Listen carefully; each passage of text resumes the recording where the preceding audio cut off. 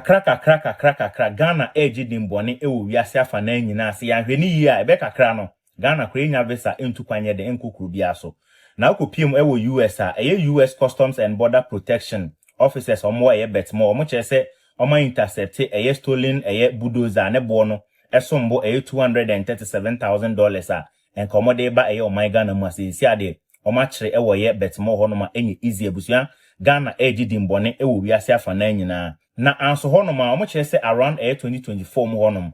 betmo field officers no omo chese omo recover 250 stolen vehicles and ni nyina no omo export e dia ba West Africa ase no ma about 60% na ni nyina ye den eba oman Ghana mu ase no na yete oman Ghana mu ase no mokoka se foreigners se kuru na ne mpanifo bi ti honom no mu nyina ye da makomo no tuma omo person be don be kasa na se de niema ekoso sisia no se Ghana mpanifo antu omo na nsi form amfa niema anya de anwuwu akwan mu ye be kakra wo ye Ghana ni a se be ya obenya visa krampo de atukwan ye be bre yie pa because said the foreign nationals be say or my Ghana ekoka ho asema ne mpanifo aka oma no atumu no ebia we be investigation aye de akokosi ase na ebia foreign nationals ena omo de omo ho agi meti Ghana ha se no omo de Ghana din yeden